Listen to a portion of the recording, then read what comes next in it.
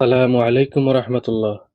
অষ্টম শ্রেণী গণিত অনুশীলনী 2.2 এর উদাহরণ 1 নিয়ে আলোচনা করব ইনশাআল্লাহ। উদাহরণ 1, বার্ষিক শতকরা 8 টাকা মুনাফায় ৬২,৫০০ টাকার 3 বছরের চক্রবৃদ্ধি মূলধন নির্ণয় করো। আমাদের কি বের করতে হবে? 3 বছরের চক্রবৃদ্ধি মূলধন। চক্রবৃদ্ধি মূলধন সেটা আমাদের বুঝতে হবে। বছরের শুরুতে যে টাকাটা নিয়ে কাজ শুরু করা হয়, বছরের শেষে যে মুনাফা পাওয়া যায়, মানে যে লাভটা পাওয়া যায়, বছরের শেষে সেই লাভ সহকারে শুরুতে যে টাকা ছিল সেই টাকা মিলিয়ে হচ্ছে পরবর্তী বছরের শুরুতে সেটাকে আবার মূলধন হিসেবে ধরা হয়। সেটাই হচ্ছে চক্রবৃদ্ধি মূলধন। সমাধান দেওয়া আছে। মুনাফার হার আর ইকুয়াল টু 8%। মুনাফার হারকে আর দ্বারা প্রকাশ করা হয়। 8% কোথায় পেলাম? এই যেখানে বলা হয়েছে শতকরা 8 টাকা। শতকরা 8 টাকা এইটা যে কথা, 8% একই কথা। শতকরা 8 টাকা যে কথা, 8% একই কথা। আর এটি হচ্ছে মুনাফার হার।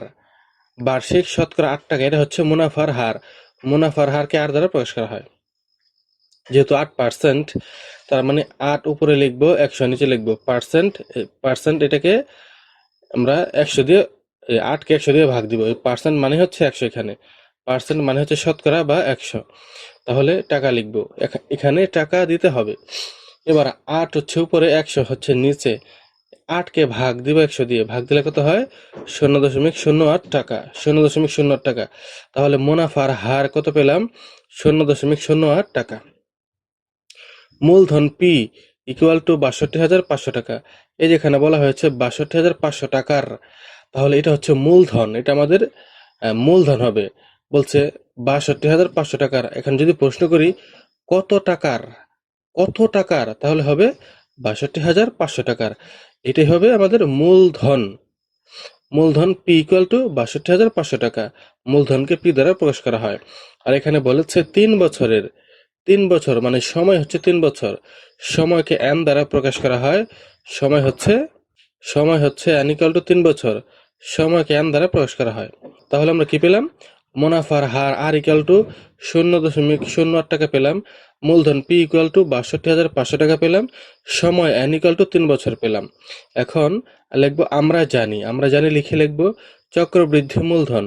চক্রবৃদ্ধি মূলধন এটার সূত্র হচ্ছে C equal to P into 1 যোগ r to the power whole n. R to the power whole n, এটা হচ্ছে আমাদের চক্রবৃদ্ধি মূলধনের সূত্র। এটা আমাদের অবশ্যই ঠোঁটস্থ রাখতে হবে। এবার এই যেখানে এই লাইনটার মধ্যে পি এর জায়গায় কি লিখেছি? ৬২,৫০০। কারণ পি হচ্ছে ৬২,৫০০। পি এর জায়গায় এটা লিখলাম। তারপর 1 এর জায়গায় 1 থাকবে। আর এর জায়গায় লিখেছি 0.08। এই যে 0.08 হচ্ছে আর এর জায়গায় লিখেছি।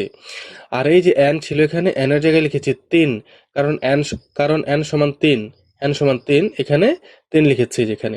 তারপর এই লাইনের মধ্যে ৬২,৫০০ থাকবে 1 আর 0.08, এই দুটো যোগ করলে হয় 1.08। এই দুটাকে যোগ করলে হয় 1.08। বাইরে পাওয়ার 3 থাকবে।